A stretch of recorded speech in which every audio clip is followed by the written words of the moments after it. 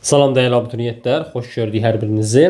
Bugün sizlərə üçbucaqların 9-cu sinif test toplusundan ətraflı həll tələb olunan suallarının izahını verəcəm. Başlayaq tapşırıq 92-dən.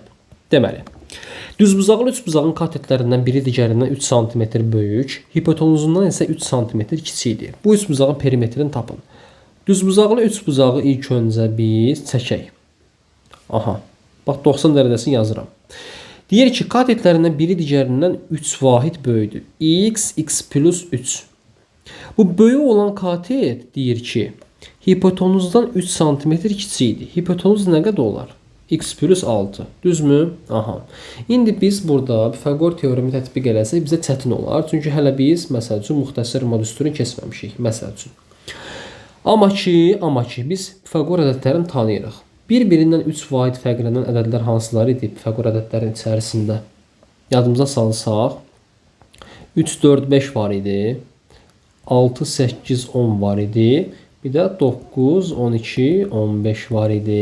Deməli bizim istədiyimiz, baxın, buradakı ədədlərdir. Deməli, bu olacaq 9, bu olacaq 12, bu da olacaq nə qədər? 15. Bunun da perimetrini tapanda bütün tərəfləri toplayırıq. 21 üstə gələnsin 15. Bu deyilir 36. 92 nömrəli tapşırığı həll etdik. Baxın, bu qədər sadə üsulla. Keçək 93-ə. Bizə deyir, düzbucaqlı üçbucağın hipotenuzunun ortasından katetlərə qədər olan məsafələr 9 və 12 sm olarsa, bu üçbucağın perimetrini tap. Bax, düzbucaqlı üçbucaqdır, düzmü? Tərəflərin orta nöqtəsini tapırıq. Baxın, birinci növbədə orta nöqtə, İkinci növbədə orta nöqtə bura. Deməli, burada nə edirik biz? Orta nöqtədən, daha doğrusu hipotenuzun ortasından tərəflərə qədər olan məsafə. Məsələn, buradan bura olsun nə qədər perpendikulyar çəkək? 9. Buradan da bura məsafə olsun nə qədər? 12 olsun. Məsələn, buradan bura. Bura 9 olacaq onsuz ki. Bura 9'dur. Eyni olmalıdır da. Burada 12 yazdıq. Burada ilk öncə hipotenuzun orta nöqtəsi ilə bax bu təpəni birləşdirirəm. Burada baxın, tərəflərin orta nöqtəsinə çəkildiyindən dolayı bu median olur. Median da xüsusiyyətini bilirik ki, bunun yarısına bərabərdir. Hipotenuzun yarısına bərabərdir. Baxın, tərəflər 9'dur, 12'dir. Pifagor ədədlərinə görə hipotenuz neçə olmalıdır? 15. Baxın, buradakı hipotenuzdan söhbət edirəm, amma qırmızı. İndi oldu göyrəkdə. Gördükmü? Bəli. Bu olacaq 15. Bu 15-dirsə, onda burada 15'dir, burada 15'dir. Bizim böyük hipotenuzumuz eləyəcək nə qədər? 30. Yaxşı. Bax, indi bura baxırıq, bu üçbucağa. 9'dur, 15'dir. Bura olacaq nə qədər? 12. 12'dir, 15'dir. Bura nə qədər olacaq? 9. Gördükmü? Bütün tərəfləri rahatlıqla tapdıq. Bax, bu tərəfdə oldu 18, bu tərəfdə oldu 24. Perimetri tapaq. 18 üstə gələnsin 30, üstə gələnsin 24. 24 ilə 18'i toplayıram 42, üstə 30 gələn, bu da bərabər olur 72'yə. Bu qədər rahat. Yaxşı. 94 nömrəli tapşırıq eynisidir. Onu sizə həvalə edirəm. 95 nömrəli tapşırıq. Şəkli ilk öncə çəkək. Bu bizim üçbucağımızdır. Burada B bucağı verilibdir. Bura verib bizə 27 dərəcə. Burada bir bərabər yanlı üçbucaq var. Burada D, burada A olsun. Yaxşı. Deyir ki bizə AC CD-yə bərabərdir. Bunu qeyd eləmişik. Onsuz da şəklin üzərində var. Və burada 46 dərəcə bucaq verib. İlk öncə biz baxın, üçbucaq ADC-yə baxaq. Üçbucaq ADC-ni görək. Üçbucaq ADC-də nə var? Bir dənə bucaq 46 dərəcədirsə, mən 180-dən 46-nı çıxıram. Nə qədər qalır? 134. 134-ü də 2 dənə bərabər hissəyə bölürəm. Qalır nə qədər? 67 dərəcə. Baxın, bura eləyəcək 67 dərəcə. Burada həmçinin eləyəcək 67 dərəcə. Və bizə B bucağı tutaq ki lazımdırsa, B bucağına bir dənə X deyirəm. Burada 67 dərəcəli bucaq xarici bucaqdır. Və biz öyrənmişdik ki, xarici bucaq ona qonşu olmayan 2 dənə daxili bucağın cəminə bərabərdir. Ona görə də x üstəgəl 27 bərabərdir 67 yaza bilərik. 67-dən 27 çıxanda qalır 40. Yəni cavabımız olur 40 dərəcə. Yaxşı, keçək növbəti sualımıza. Növbəti sualımız gəlir bizim 96. 96 nömrəli tapşırıqda, baxın, ilk öncə şəkli çəkmək lazımdır.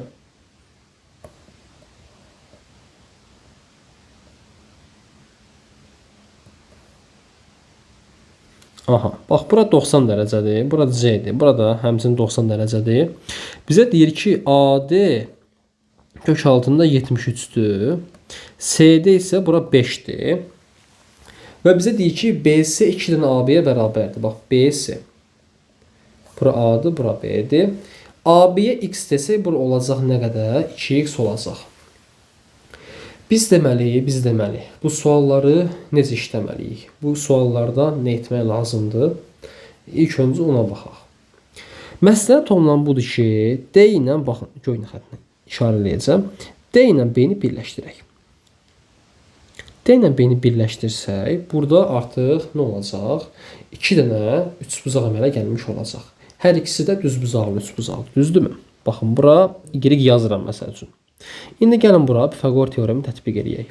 Bax, ADB üçbucağında və yaxud da ABD üçbucağında nə olacaq? X kvadrat üstə gəlsin, kökdə 73'ün kvadratı bərabərdir y-in kvadratına. Düzmü? Aha. Eyni zamanda bax DBC üçbucağında da 2x-in kvadratı üstə gəlsin, 5'in kvadratı bərabərdir y-in kvadratına. Yaxşımı? Dübbələm düz. İndi bax, bunların hər ikisi y kvadrata bərabər olduğundan dolayı mən bunların özlərini də bir-birinə bərabərləşdirirəm. Burada köklə kvadratı aparıram. Yaxşı. Bu eləyəcək 4x-in kvadratı. Bu da eləyəcək nə qədər? 25. 4x kvadrat çıx x kvadrat bərabərdir 73-dən çıxıram 25-i. Bu da eləyir 3x kvadrat bərabərdir 48-ə, x kvadrat bərabərdir 48 3-ə bölürük 16-ya, x-in də qiyməti eləyir 4. Yaxşı, bizdən nə istəyirdi? AB-ni, AB-ni tapdım 4. Bu qədər rahat. 97. Bizə deyir ki, katetləri 12 və 9 olan düzbucaqlı üçbucağın ən böyük və ən kiçik hündürlüklərinin fərqini tapın. Yaxşı.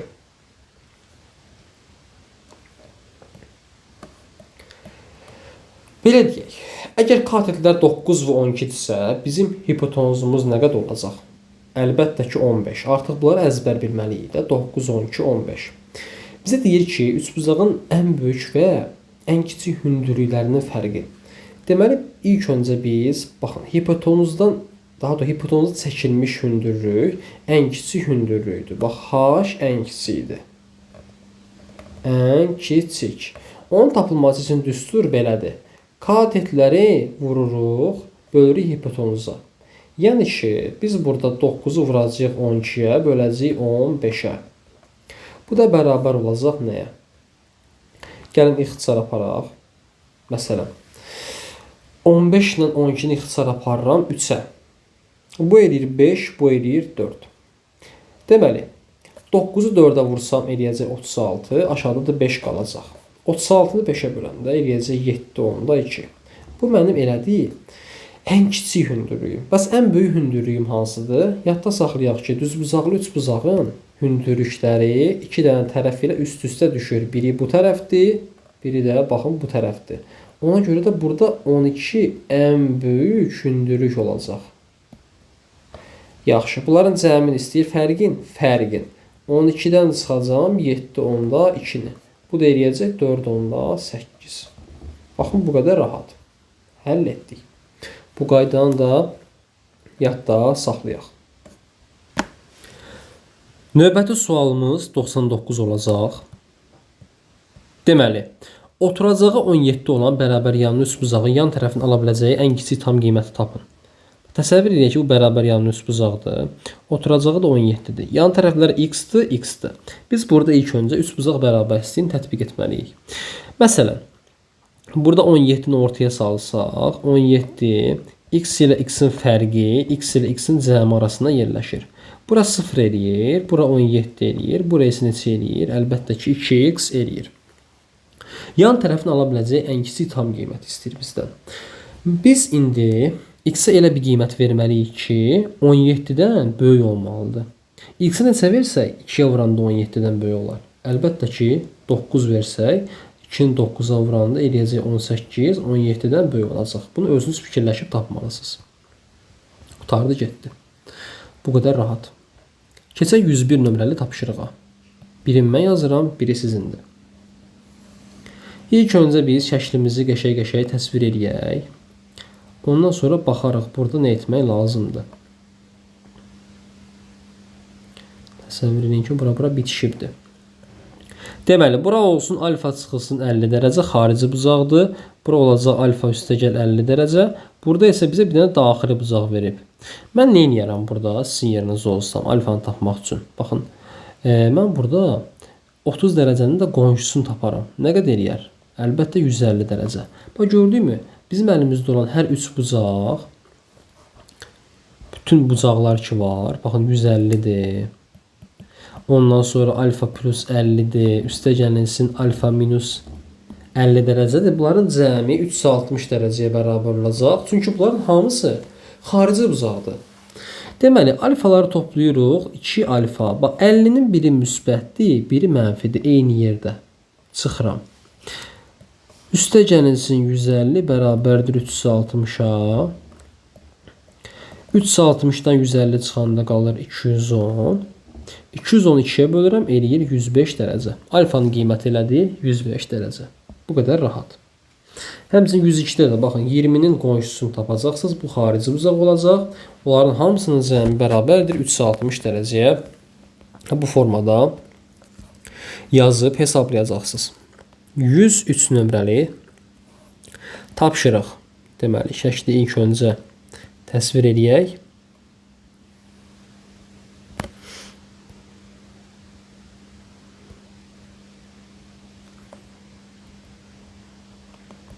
D, A. Bura 135'dir. Burada C'dir. Bura 7'dir. Burada 13'dür. Yaxşı. Biz ilk öncə nə edə bilərik burada? CD-ni axtarırıqsa, bax mən CD-ni götürürəm. Baxın göy rənglə göstərim. Köçürürəm bura. Bax CD burada onsuz da eyni qiymətlidir. Nə fərqi var ki? Bunlar paraleldirsə, bunlar eyni olacaq. Burada başqa çıxış yolu yoxdur. Bura nə qədər olmalıdır özdə? 90 dərəcə. Çünki CD YC-yə perpendikulyardır. Burada məcbur perpendikulyar olacaq. Yaxşı. 135-in də bir dənə qonşusunu tapım. 135-in qonşusu nə qədər eləyir? 45. Onda belə çıxır ki, burada nə qədərdir? Elə 45 dərəcədir. Yaxşı. Bunların hamısını qeyd etdik. Hər şey də qaydasında. İndi bizdə burada bərabər yanında bir üçbucaq əmələ gəlib. Görürükmü? Bəli. İndi biz burada, baxın bu iki dənə xəttədiyim yerə elə bir ədəd qoymalıyıq ki, bizim düzbucaqlı üçbucağımızı görürükmü? Baxın bir dənə baxaq, bunu kənara çəkeyim. 90 dərəcədir. Baxın belə bir şey var da burada. Bura 7-dir, baxın bura 13-dür. Bu ikisi isə eyni bir ədəddir. Bura neçə yazsaq? Yəni bizim Pifaqor ədədlərimiz ödənər. 13 ilə olan Pifaqor ədədlərimiz hansılar idi? 13 idi, 12 idi, 5 idi. İndi mən baxın, bura 5 yazsam, burada 5 yazsam, bura nə olacaq? 12, bura olacaq 5, burada olacaq 13. Deməli, biz artıq burada bilinməyən yerlərin qiymətini tapdıq. Bura 5-dirsə, əlbəttə bura 5-dir. Qutardı, getdi. Bizdən C-dən istəyirdi, burada 5 olacaq, paralel olduğundan dolayı. Yaxşımı? Bu qədər rahat. Çətin suallar deyil. Pifaqor ədədlərin əzbər bilməyi lazımdır bu suallar üçün. Uzunluğu 3.7 metr olan, bax 105'i yazırıq. Nərdivanın yuxarı ucu gövdəsi yerə perpendikulyar olan, baxın bu ağacdır. Gövdəsi də yerə perpendikulyardır. Düz çəkək. Aha, ağac.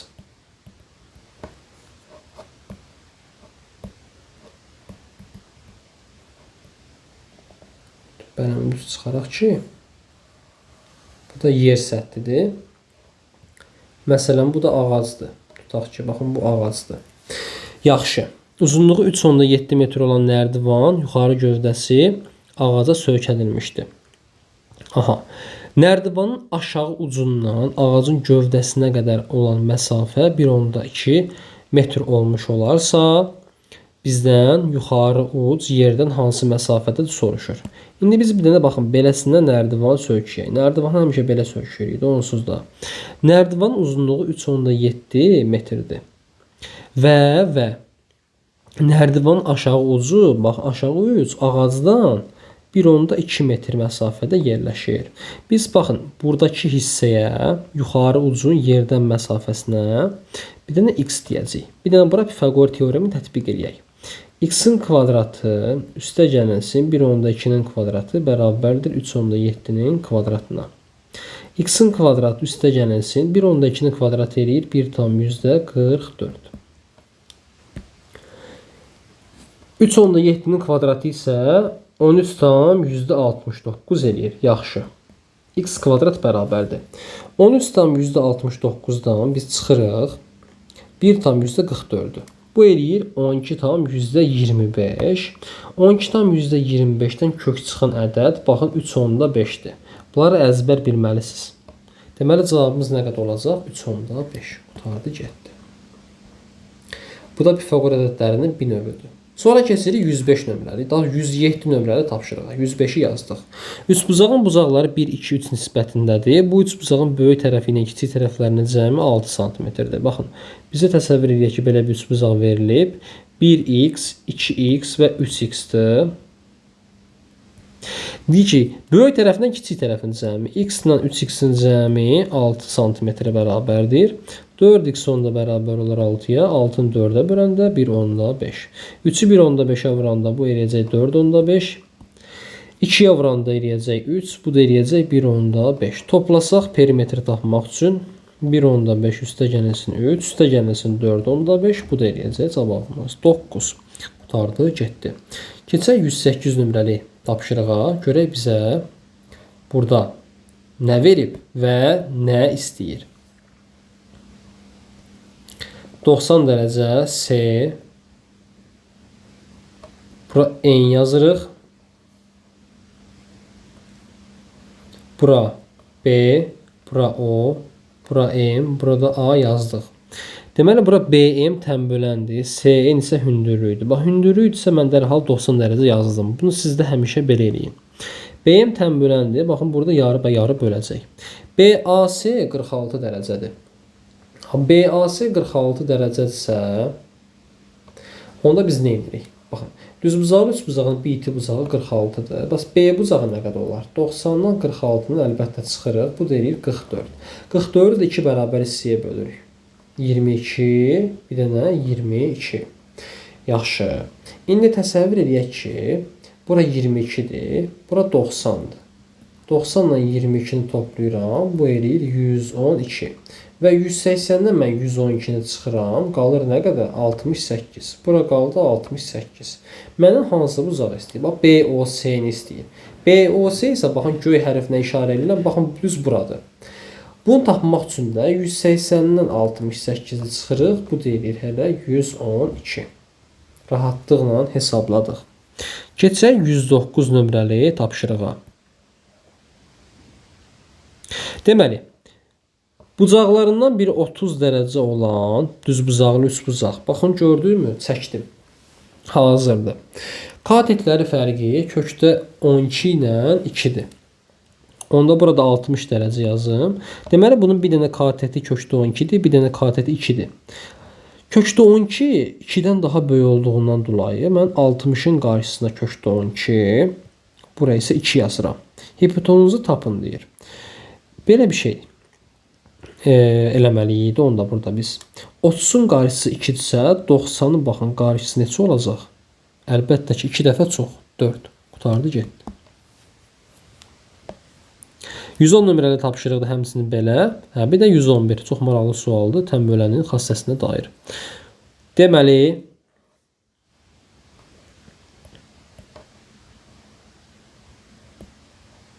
şəkli təsvir etdik. 3-dür, 8-dir. Və bizə deyir ki, AC 3 yazdım, BC 8 yazdım. BD ilə AD-nin fərqi 3 olsun. Gəlin belə edək. Mən AD-yə x deyim. BD ilə bunun fərqi 3-dür deyə bura x plus 3 yazacağam. Və tənbölənin xassəsi necə idi? Yadımıza salsaq. Baxın, bu tənböləndir. Tənbölənin xassəsi belə idi ki, 3 bölü x bərabərdir 8 bölünsün x üstə gəlməsin 3. Düzmü? Çarpaz vuraq. 8 vur x bərabərdir 3 vurulsun x üstə gəlməsin 3-ə. 8x bərabərdir 3x üstə gəlməsin 9-a. 5x bərabərdir 9-a. X də bərabər 9-u 5-ə böləndə 1/8.